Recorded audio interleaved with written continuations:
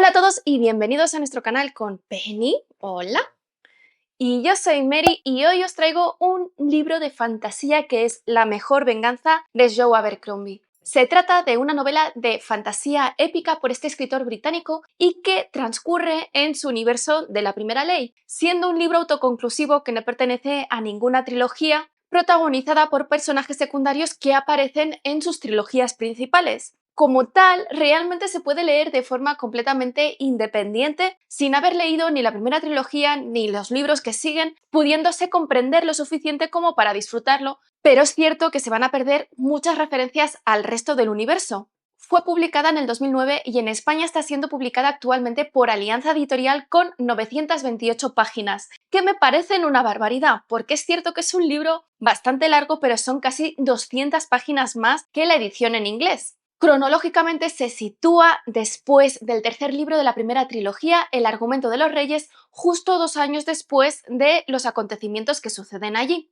La novela está escrita en tercera persona subjetiva desde el punto de vista de diferentes personajes, como en el resto de sus libros, si bien hay un personaje claramente principal que es Monja Morcato, una mujer de unos 30 años que dirige la compañía de mercenarios de las Mil Espadas. El resto de personajes que tienen punto de vista, algunos es simplemente de forma ocasional, pero otros es de forma repetida. La mayoría de estos puntos de vista forman parte del grupo de Monja Morcato y creo que los más importantes son, en primer lugar, Cold Shivers, que es un habitante del norte que ya aparece en la primera trilogía y que viaja a Astiria para convertirse en un hombre mejor y dejar atrás la guerra después de renunciar a su venganza contra Logen Nueve Dedos. El siguiente personaje es Castor Morvir, que es un maestro envenenador claramente psicópata, que a pesar que se cree que es una víctima del mundo y un incomprendido, la realidad es que es un asesino indiscriminado. Después está Nikomo Koska, que también sale en la trilogía original y que es el antiguo capitán general de la Compañía de las Mil Espadas.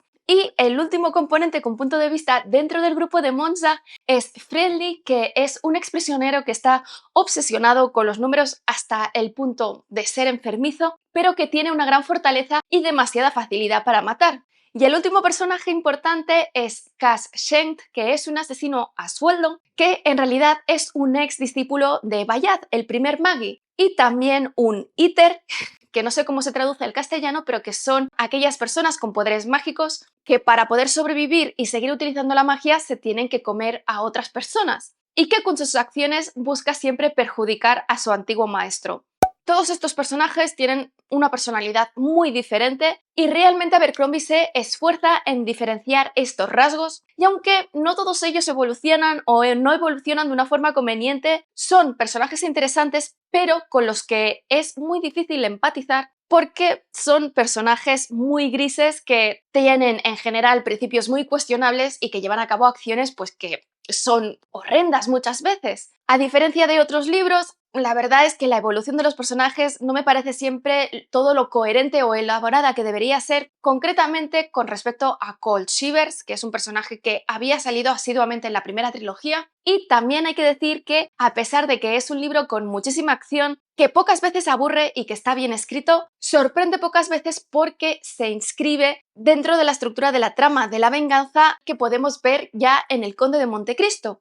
En este sentido, pues es un libro muy procedimental porque se va de un punto al siguiente dentro de la venganza a medida que Monza va tachando los nombres de su lista, y si bien es cierto que esta venganza la va cambiando a ella a lo largo que la recorre, esto es algo que ya vemos también en El Conde de Montecristo y hace que muchas de las cosas que suceden pues sean muy previsibles y normalmente en medio de una gran carnicería. Así, sin ser el mejor libro de Abercrombie, no deja de ser entretenido a pesar de su paginado, aunque es cierto que tanta carnicería hay un punto pues que a mí me aburre, a otros les gustará mucho, y si os gusta este mundo pues vale la pena leer para tener el contexto de toda la saga. Antes que nada, vamos a hacer un pequeño repaso sobre el mundo de la Primera Ley y cómo deja la situación política el último libro, El argumento de los reyes. El mundo de la Primera Ley es un mundo de fantasía épica que se ambienta al final de la Edad Media e inicios del Renacimiento a medida que se van publicando los libros y que tiene la particularidad de que siempre está en guerra. En este mundo existe la magia, si bien la mayor parte de la población cree que se trata todo de leyendas y De hecho, en los tiempos antiguos existían incluso demonios hasta que Eud, un híbrido entre hombre y demonio, expulsó a todos los demonios de la Tierra. A pesar de ello, la magia sigue existiendo y funciona gracias a conectar con el otro lado en el que se encuentran los demonios, siendo precisamente la primera ley la prohibición de tocar directamente este otro lado. En este mundo existen también diferentes reinos y territorios y poderes que los gobiernan, y mientras la primera trilogía transcurría en la Unión, este libro transcurre en el continente de Estiria. Con respecto a la Unión, lo que sucedió que es más relevante para este libro es que es un reino que está formado por diferentes provincias que no siempre están de acuerdo en formar parte de la Unión y que están a su vez gobernadas por un alto rey, siendo uno de los objetivos de la primera trilogía que Jezal, un oficial del ejército, se convierta en el próximo rey según los planes del primero de los Magi, Bayard, quien en realidad está detrás de la política de la Unión de estos últimos milenios y también dirige desde la sombra el banco más importante de allí, Balinam Bank. Jezal finalmente acaba siendo coronado como rey después de un largo viaje con Bayard y otros compañeros para evitar dos cosas. En un primer lugar, la vuelta de los demonios a este universo, y para ella necesitan encontrar un artefacto conocido como la semilla, por lo que con la ayuda de un equipo variopinto que incluye a Logen 9 Dedos del Norte, buscarán evitarlo. Y por otro lado, lo que se busca evitar es la caída de la Unión a manos del Imperio Gurkish, que está dirigido por un emperador muy autocrático y cruel, pero que a su vez está controlado por el Profeta, otro de los Magi originales y que es el enemigo de Bayard. Por lo que se puede decir que la mayor parte de los acontecimientos que suceden en este mundo es por el enfrentamiento de el Profeta y Bayard. El enfrentamiento final contra el Imperio Gurkish lo termina ganando la Unión, entre otras cosas, como por ejemplo usar el poder de la semilla y destruir Medio Adua, la capital, gracias a la intervención en el último momento del gran duque Orso de Talins, a cambio de que Jezal se case con su hija Terez. Este libro transcurre precisamente en el territorio en el que se encuentra Orso, este continente-isla Styria, que está formado por diferentes ciudades-estado que están continuamente en guerra para mantener su independencia o conquistar el resto del continente al estilo de las guerras italianas. De hecho, la ciudad más poderosa y importante que intenta conquistar al resto es la de Talins, la que está controlada por el gran duque Orso y que, gracias a la financiación del banco de Valintan Bank, puede contratar la compañía de mercenarios de las Mil Espadas que marca la diferencia. El resto de ciudades del continente, ante esta gran amenaza, se han terminado aliando en la Liga de los Ocho, pero con el tiempo han ido cayendo una a una gracias no solo al ejército de Orso, sino sobre todo al liderazgo de Monza Murcato frente a la compañía de mercenarios de las Mil Espadas. En cuanto a la reseña de este libro, os voy primero a situar un poquito respecto al personaje principal, a Monza. Como os he dicho, la novela se inicia 2 años después de El último argumento de los reyes y después de que haga 8 años que las Mil Espadas, lideradas por Monza Murcato, estén luchando por el gran duque Orso para el control de Estiria. Si bien Monza es la capitana general del grupo de mercenarios, lo hace con el apoyo continuo de su hermano Benna, un poco más joven que él, que no sirve para luchar y de hecho para ninguna labor que implique un esfuerzo físico, pero sí para conspirar y tomar las peores decisiones que ponen siempre en un aprieto a Monza y que en el fondo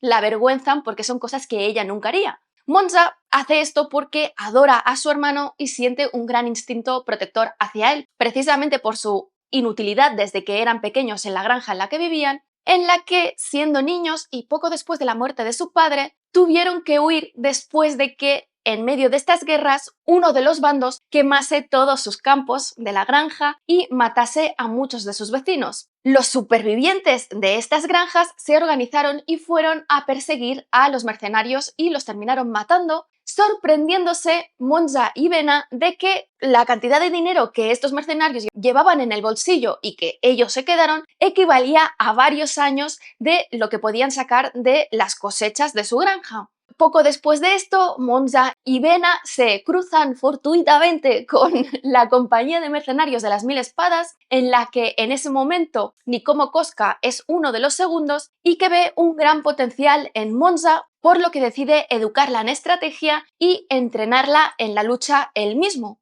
Cuando el capitán general de esos momentos termina muriendo, Sazin, Koska es votado para la posición de capitán general porque realmente es un genio. Lo que pasa que tiene un problema con la bebida muy importante, por lo que a consecuencia pues, de unas cuantas malas decisiones, la compañía se acabará dividiendo, quedando una parte bajo el control de Monza y otra bajo el control de Koska. Pero en realidad todo esto es una tapadera porque lo que hacen es vender sus servicios a las partes opuestas de un conflicto y luego hacen ver que luchan en el campo para los dos poder así cobrar. Cuando el duque Orso descubre lo que están haciendo, Vena aprovecha ese punto para deshacerse de Koska como capitán general y convencer al resto de generales para traicionar a Koska, obligando a su hermana a asumir la posición de capitán general, a pesar de que es algo que no le gusta porque le debe muchísimo a Nikomo Koska, pero que su hermano, como en muchas otras situaciones después, la pone entre la espada y la pared para que no tenga otra opción que decir que sí. A partir de este momento, los mercenarios empezarán a luchar de verdad por el duque Orso,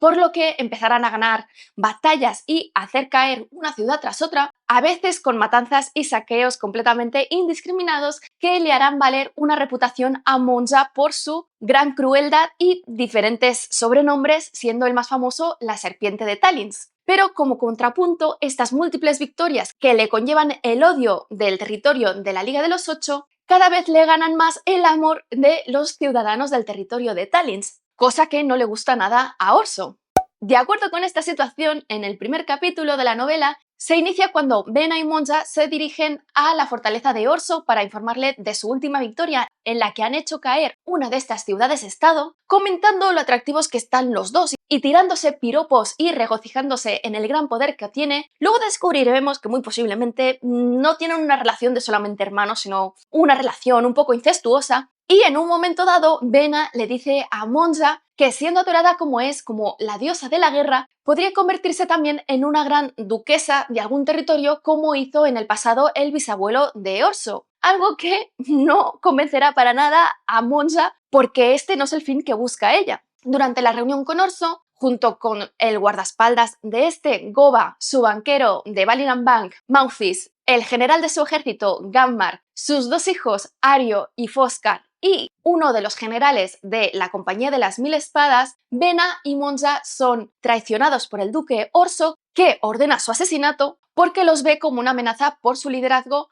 algo que realmente desconcierta a Monza, que quiere a Orso genuinamente. Sin embargo, no puede evitar que su hermano sea asesinado ante sus ojos porque antes de que ella pueda hacer algo, es atacada a su vez por Goba con un garrote para estrangularla, cosa que ella evita poniendo la mano derecha entre la cuerda y el cuello, destrozándole por supuesto la mano. Mientras está luchando por su vida, ve cómo matan a su hermano, lo cogen y lo tiran por el precipicio de la colina en la que está situada la fortaleza. Y a ella, para acelerar su muerte, Ganmark le acaba clavando su espada en el vientre y la rasga, y además le terminan de destrozar la mano, pero no la rematan, gran error, y lo que hacen es directamente lanzarla por este precipicio creyendo que es imposible que sobreviva. Pero, a pesar de que cuando llega al suelo está completamente destrozada, Monza no muere porque cae justo encima de su hermano Vena y además, antes de que pueda morir desangrada, es rescatada por un hombre muy extraño que se dedica a hacer experimentos médicos. Este hombre abre a Monza para operar todos los huesos que tiene rotos y tiene el suficiente éxito no solamente para que Monza no muere, sino porque con el tiempo, a pesar de tener muchas cicatrices y dolores insoportables, pueda moverse y luchar, si bien es cierto que la mano derecha es completamente insalvable y siempre la llevará cubierta con un guante. Sospechando del carácter extraño de su salvador, porque realmente es una persona muy particular, en una de sus ausencias huye de la casa en la que se encuentra y decide en ese momento vengarse de las 7 personas que estaban allí en el momento de los asesinatos, incluso del hijo menor de Orso, Foscar, que en el momento en el que su padre lo ordena, dice estar en contra de las ejecuciones y sale de allí, sin hacer nada para evitarlo. Pero seamos realistas, ¿qué podría haber hecho este pobre chico? Esta venganza será la que controlará la trama, como os he explicado, provocando una gran desolación a lo largo de Estiria, a pesar de las intenciones de Monza de contener las víctimas en el mínimo posible. Dadas sus condiciones físicas, por supuesto no puede llevar a cabo esta venganza ella sola, por lo que empezará a contratar un grupo diverso de personas inadaptadas y un poquito psicopáticas para llevar a cabo su venganza, gracias a la gran fortuna que tenía escondida en su antigua granja con Mena. El primer recluta de todos estos es Cold Shivers, este hombre del norte que al final del tercer libro renuncia a su venganza contra Logan Noedodos y decide que no quiere participar en la traición que lo hace caer, dándole una oportunidad para huir. Cansado de la vida sangrienta del norte, que van de guerra en guerra y donde siempre hace frío, decide empezar una nueva vida en el sur para convertirse en un hombre nuevo, pero como el resto del continente, que ve a los norteños simplemente como salvajes, nadie lo contrata, por lo que en el momento en el que su vida se cruza con Monza, está viviendo prácticamente en la mendicidad y no tiene opciones. En un primer momento, Monza únicamente lo contrata para visitar al antiguo contable de las 1000 espadas para que le proporcione información y le preste ayuda, y de hecho le presta los servicios de uno de sus matones, de Friendly, este hombre obsesionado con los números, y tras el éxito de estos servicios de Cold Shivers, le ofrece varias veces la cantidad inicial si la asiste en el asesinato de su primera víctima, Goba, el guardaespaldas de Orso. Conociendo sus costumbres, porque por supuesto conocía a todos sus asesinos, de que por las noches le gusta ir por bares y buscar prostitutas junto con sus amigos, lo secuestran en uno de los callejones más oscuros, es llevado a una cabaña abandonada donde Monza lo acaba asesinando brutalmente a martillazos, en una escena bastante horrenda. Aunque a Shivers este asesinato y sobre todo la forma de matar de Monza no le gusta nada, esto cambia cuando Monza le ofrece una cantidad de dinero desorbitada y descomunal para que le ayude a matar al resto de objetivos, un dinero con el que cuando acabe todo esto, pues sí que podrá convertirse en un hombre mejor porque tendrá los recursos para hacerlos sin depender de tener que trabajar para nadie. Su siguiente parada será la ciudad de Westport, donde se encuentra una de las sucursales más importantes del banco de Ballington Bank y donde trabaja su siguiente objetivo, Mouthis. Allí lo primero que van a hacer es contratar los servicios del maestro envenenador Castor Morbir y su aprendiz graduada y ahora ayudante, Day, para que la asistan en el resto de asesinatos también por unas cantidades muy importantes. Morbir es un hombre muy pagado de sí mismo que se cree que el mundo está en contra de él y que es la víctima mundial y que tiene una personalidad claramente psicopática que le hace distorsionar pues todo esto que ve cuando él es el paria de esta sociedad porque ha envenenado a todas las personas que en algún momento han sido importantes para él y por supuesto los objetivos que ha tenido, incluyendo dentro de su listado de víctimas a su propia madre siendo él todavía un niño e incluso a su mujer. Como se cree de una clase superior, pues mira por encima del hombro al resto del grupo, especialmente a Shivers, siendo Day la única que parece importarle en cierto modo, aunque Day realmente está harta de él y de su discurso de víctima. Su primer trabajo será precisamente el de envenenar a Mouthis, cosa que resultará extremadamente difícil por el hecho de que pasa casi todo el día dentro del banco, que es prácticamente una fortaleza, y que cuando sale de él lo hace rodeado de un montón de guardaespaldas. Y además tiene una naturaleza desconfiada que le hace tomar un montón de precauciones con respecto a los venenos. Finalmente deciden aprovechar la menor seguridad del banco por la noche para que Shivers escale la fachada del banco y ayude a Morbir y a Day a cruzar entre los tejados, pero Morbir, en lugar de envenenar solamente el libro de cuentas de Mouthis, porque se lame el dedo índice antes de ir pasando las páginas, para ir sobre seguro envenena todos los libros de cuentas, por lo que a la mañana siguiente no solamente muere Mouthis, sino que mueren decenas de los trabajadores del banco. Monza queda horrorizada ante toda esta carnicería y le dice a Morbir que quiere que mueran el mínimo de personas posibles, si bien es algo que se demostrará que es imposible y de hecho en cada nuevo asesinato morirán cada vez más personas. Su siguiente parada va a ser Tripani, la única ciudad-estado del continente que se mantiene al margen de las guerras, donde pretenden matar al príncipe Ario en una conferencia de paz entre el duque Orso y la Liga de los Ocho, organizada por el rey Jezal de la Unión. Y es aquí en Tripani donde se van a unir los dos miembros que faltan de su grupo. Por un lado, Shiloh Vitari, que ya aparecía en la trilogía original, trabajaba bajo el superior Goyle, el jefe de la Inquisición de la Unión, y que ahora malvive con sus hijos en esta ciudad después de tener que huir tras la caída de su jefe, pero que sigue siendo una gran luchadora y por supuesto mantiene los contactos que hizo en su antiguo trabajo.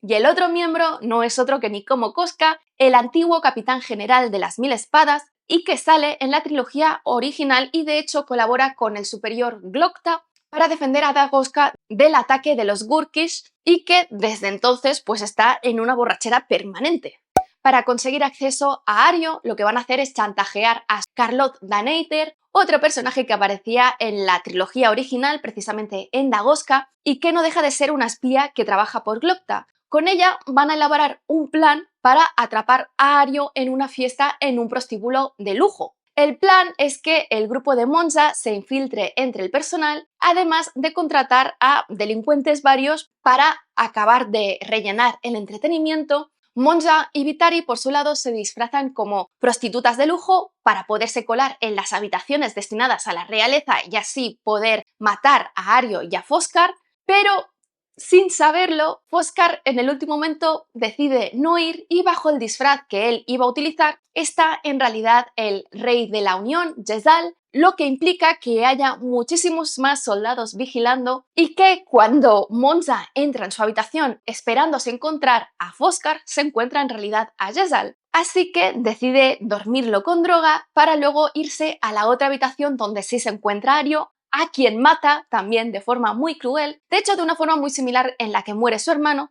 para luego lanzarlo por la ventana, aunque esto es un poco accidental, llamando la atención del resto de gente que se encuentra en la fiesta, aunque es cierto que en la fiesta ya estaban empezándose a descontrolar las cosas, porque Friendly en un momento dado pues pierde un poquito la paciencia y mata a quien no debe, y la Guardia Real se empieza a preocupar e intenta llegar a donde se encuentra Jezal, por lo que se desata la violencia, a lo que se suma que se inicie un incendio involuntario que acabará incendiando todo el local y matando a prácticamente todas las personas que se encuentran allí. Si bien hay que decir que Jezal acaba siendo rescatado. A partir de aquí, Monza seguirá con su venganza y su lista de nombres con consecuencias cada vez más graves y fuera de su control, cosa que cada vez le va a ir gustando menos, pero que claro, como ya está en la venganza, pues tampoco quiere frenar, poniéndose en situaciones cada vez más peligrosas que hará que algunos de sus colaboradores se empiecen a cuestionar sus lealtades y su papel en los hechos. Y bueno, aquí lo dejo porque en algún momento tengo que parar. Es un vídeo largo porque es imposible hacerlo más corto y contar las cosas más importantes en un universo tan rico y que además